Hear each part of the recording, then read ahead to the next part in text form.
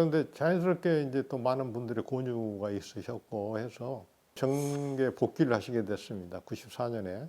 난 어떻게 해야 되나. 이제 다시 언론사로 돌아갈 수는 없고 글이나 쓰면서 살아야 되나. 제가 이제 여러 가지 망설였는데 뭐 이렇게 저렇게 하다가 다시 국민회의 총재 비서실장이 됐습니다. 그러니까 저로서는 생각지도 못한 또 아태평화재단 비서실장에서 김대중 국민회의 총재 비서실장으로 신분이 또 바뀌었죠. 이삿짐 따라가는 강아지처럼 또 따라가게 돼서 꿈에도 생각해보지 못한 정치에 저도 그냥 발을 디디게 됐지요. 많이 했죠. 아주 당시 이기택 총재 같은 분도 반대하셨고, 김원기 전 국회의장님도 반대하셨고, 아주 비판이 많으셨죠. 참 범인을 많이 하셨는데 결국은 정계를 다시 복귀하시기로 하고 그렇게 결심하시고 나서는 이제 준비를 하셨습니다. 그때 이제 주요한 분이 이제 권노감, 한강옥 많이 상의도 하시고 또 그런 반대하신 분 설득도 하고 그리고 저는 이제 주요 언론사들을 다니면서 요새 조중동이라고 하는 조선일보 방상훈 사장, 그때 동아일보 이제 김병관 사장님, 또 중앙일보 홍석현 사장님한테 제가 찾아뵈면서 정계 복귀하게 된 배경, 어떤 사정들을 미리미리 설명도 하고 그런 이제 제가 심부름도 하고 했습니다.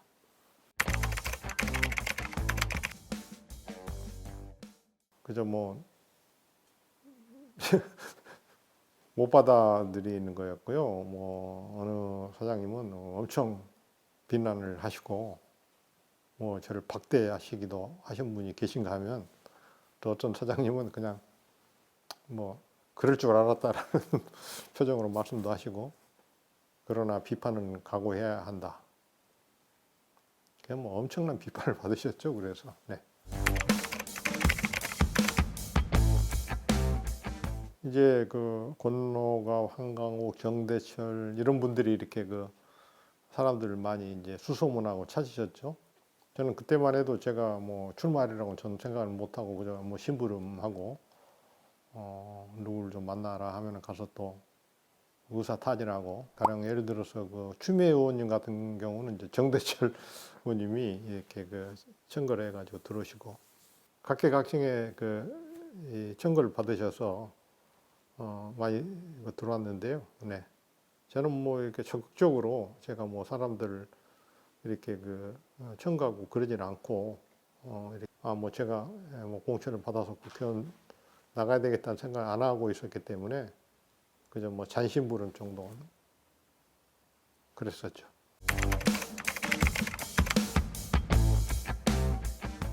예, 당연히 그렇습니다. 그때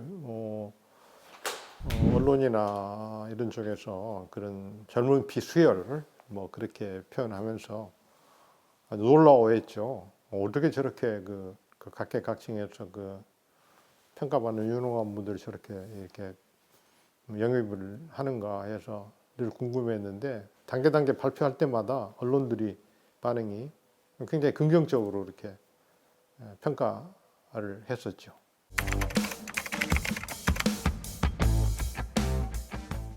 DJP 연합이 결정적이었죠. 그 DJP 연합이 없었으면 뭐 어려울 수도 있었겠다 싶은데요. DJP 연합을 할 때 그 우리 쪽 대표는 한강옥 대표님, 저쪽은 김영환 대표님이었고요. 이제 두 분 이렇게 만날 때 저쪽 국회의원 한 분하고 같이 배석도 하고 또 두 분 합의문 같은 것을 또 제가 옆방에서 이렇게 같이 작성하고 그랬었는데요. DJP 연합을 하면서 굉장히 가능성이 높다. 해외에서도 그렇게 평가를 했었죠. DJP 연합이 저는 결정적인 승리의 원동력이 됐다. 그러나 DJP 연합을 첫 손가락으로 꼽는다면 또 이인재 후보님의 출마도 굉장히 중요한 승리의 한 요인이었다 그렇게 생각을 합니다.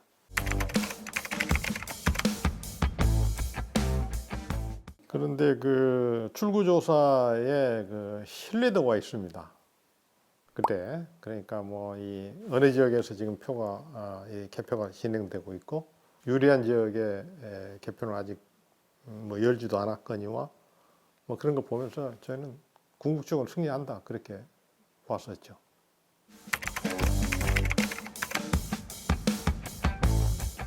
토론은 워낙이 그 뭐 뭐랄까 시체말로 타의 추종을 불허하시기 때문에 토론 그 팀을 또 같이 참여했거든요. 정동영 의원 또 조세영 의원님 해서 하는데 막힘이 하나도 없으시잖아요. 그야말로 준비된 대통령이었습니다. 모토가. 많은 사람들이 깜짝 놀랐죠. 워낙이 각 분야에 대해서 통달하신 데다가 또 말씀을 논리적으로 조리 있게 하시기 때문에 토론을 하면 그냥 뭐 당연히 단연 돋보이셨죠.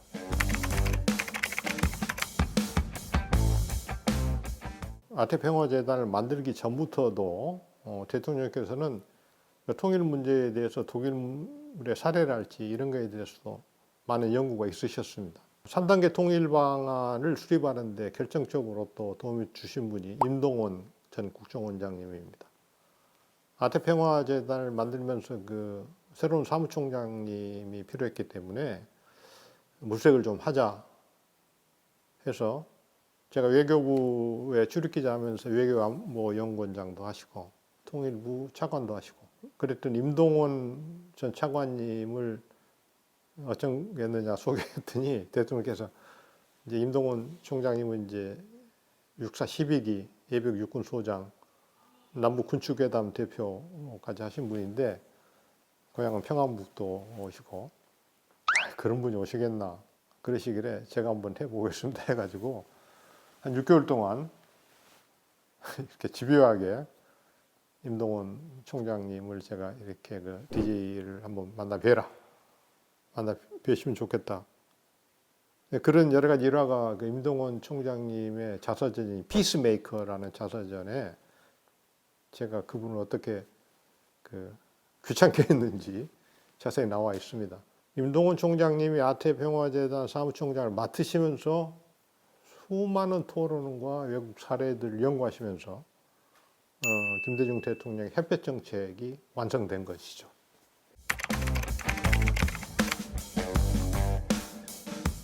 예, 바로 그 점을 그 임동원 원장님께도 얘기하셨죠. 한번 만나 보겠습니다 해서 만나 뵀는데 뭐 이렇게 그 몇 시간 동안 얘기하시면서 임동원 원장님 판단이 딱 쓰신 거죠. 와, 이분은 그때는 임동원 원장님도 DJ께서 정계 복귀하신다는 생각을 못 하실 때거든요. 이분하고 같이 한번 한국의 통일 정책을 한번 만들어 봐야 되겠다는 결심을 쓰신 것이죠. 뭐 설복이 되신 거고 상호 설복을 시키고 설복을 받아주신 거죠. 네.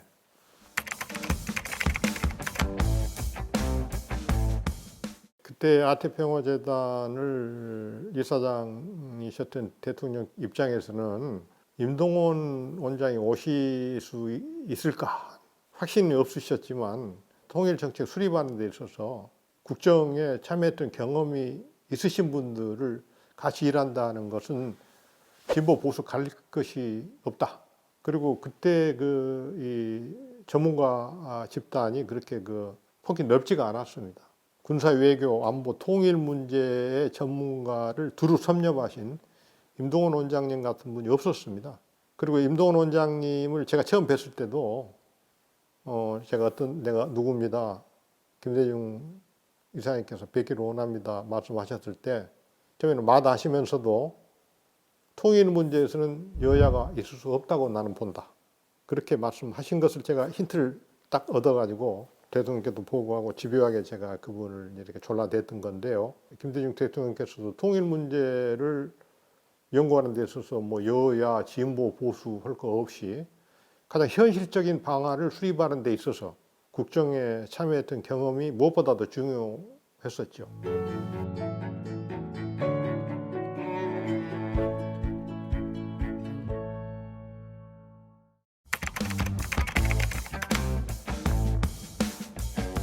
당시 이제 제가 비서실장이고 정동영 의원님이 대변인이셨습니다. 저희 집은 서초동이고 정동영 대변인 댁은 대치동이었습니다. 그런데 당시 대통령의 사저는 일산이었습니다. 그런데 매일 아침 7시에 조찬을 비서실장, 대변인 그리고 대통령님 네 분과 조찬을 합니다. 아침 회의 때 이제 비서실장은 비서실장대로 대변인 대변인대로 보고를 합니다. 하루는 그 총재께서 실장 집이 어디야? 네, 저는 서초동입니다. 대변인은 대치동입니다.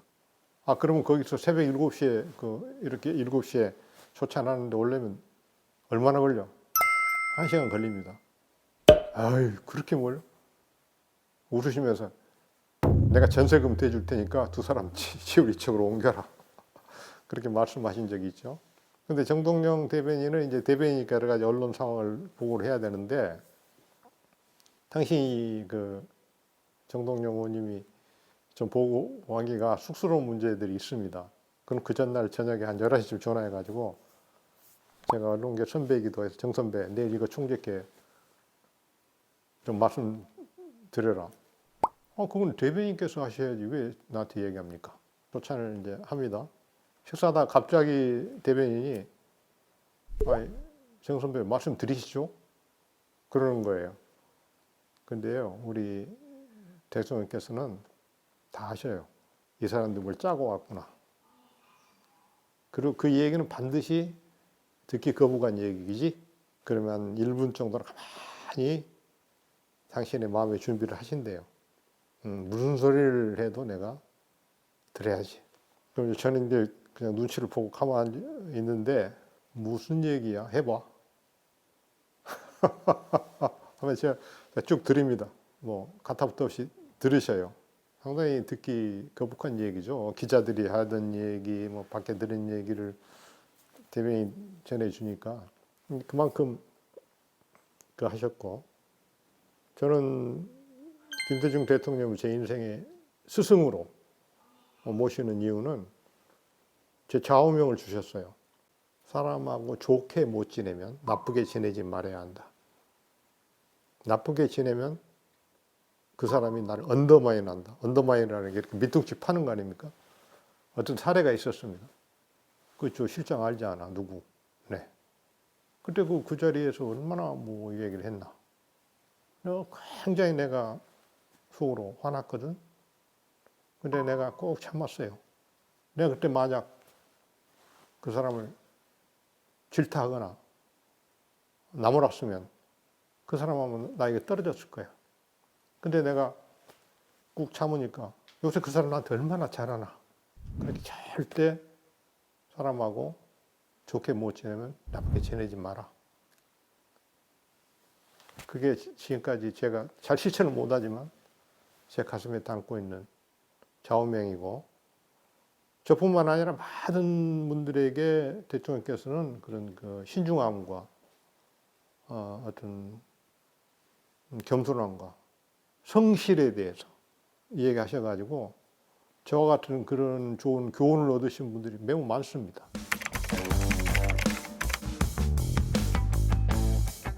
대통령께서 이종찬 전 원장님한테 그런 얘기를 하셨다고 제가 이종찬 원장님한테 들었어요.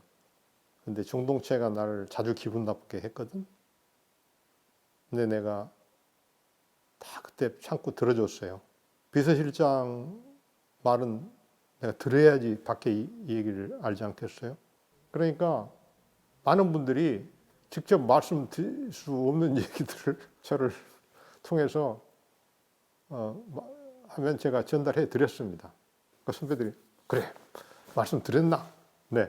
뭐라고 하시든가 뭐 그렇게 확인해 하든, 뭐 하고 싶은 분도, 국회 상임위원장 하시고 싶은 분도, 무슨 장관 하시고 싶은 분도, 그 제가 말씀드리면 대통령께서는 반드시 물어보십니다.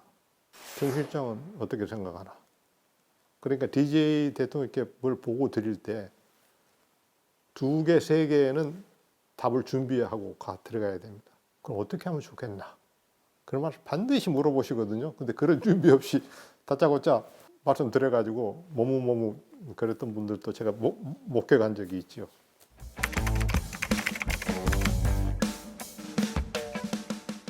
뭐 이렇게 잘 받아들이시고 격퇴를 면전에서 안 하십니다. 조금 마땅치 않더라도 근데 생각해 본다 이렇게 말씀하시죠. 그 보고하는 자리에서 그 사람을 평가하시는 거죠. 속으로 조리가 있으셔야 됩니다. 반드시 대통령께서 말씀하시는 게 곧 기사잖아요. 얼마나 논리적으로 상황을 제대로 파악해서 보고를 하는지, 그건 한쪽만이 아니고 다른 쪽의 의견 어떤 것까지 보고를 하는지 그런 걸 보시고 아주 또 칭찬도 해주시고 그럽니다. 아 그래. 또 당신께서 조금 마땅치 않으시면 그냥 알겠어, 내 생각해 볼게. 뭐 그러시고 했죠.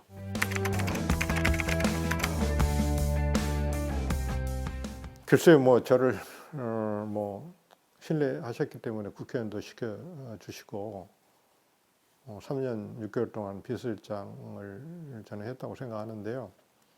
제가 이제 신문기자 출신이다 보니까 항상 육하원칙이랄지 어떤 상황에 대해서 그 양면 같은 거 보고 균형이 있어야 된다는 거죠.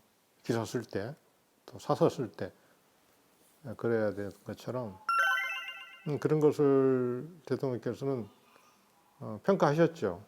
정동체가 보고하는 것이 무슨 뭐 편파적이거나 뭐 당신 기분 좋아라고 무슨 보고하는 게 아니고 솔직히 조금 언짢은 보고가 많았었습니다. 그리고 아무리 대통령 측근이라도 직접 말씀하시기 어려우면 꼭 저를 불러서 성적게 말씀을 드려라. 비서실장 이런 거 말씀드려야 되지 않냐. 그러면 그것이 제 역할이었습니다. 그래서 그때마다 뭐 저도 그 마음으로는 부담이 갔지만 그래야 될 일이라고 생각을 했고요. 아까 말씀드리셨던 것처럼 정동체가 나를 자주 기분 나쁘게 했는데 비서실장 입을 막을 수는 없었다. 그렇게 이제 또 저를 좋게 말씀하셨던 부분도 있었고요. 아, 정동체 입은 작거다. 안세해 나간다 그런 뜻이죠. 그렇게 말씀도 하셨다고 들었습니다.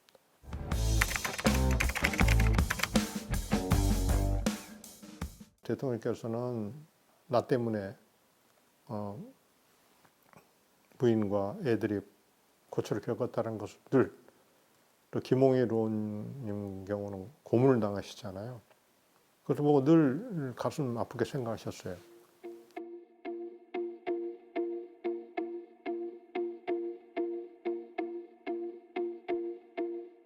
제가 아태재단 비서실장을 하던 94년에 보를 방문하셔서 목포를 1박 하시고 하이도 생가 방문하시고 올라오신 적이 있었는데요.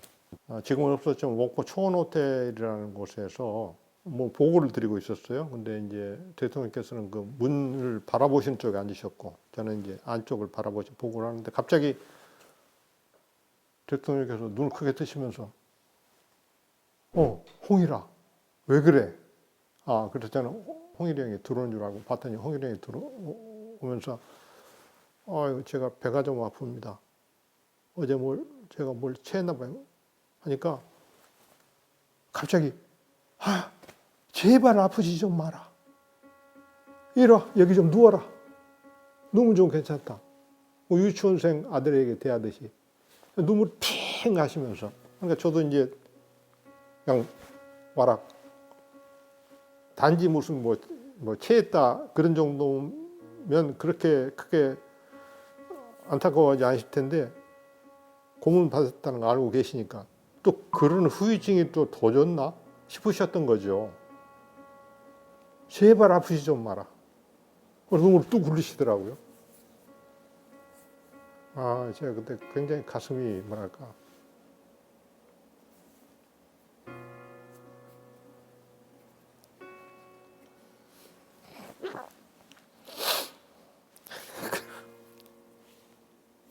늘 이렇게 어떤 행사장 같은 데서 김홍일 의원이 등장하면 유심히 이렇게 뭐랄까 안색을 살핀다 할까요? 진단하는 것처럼 뭐 그 눈물을 그거는 제가 뭐 흘리시는 것은 직접 목격한 건 없습니다.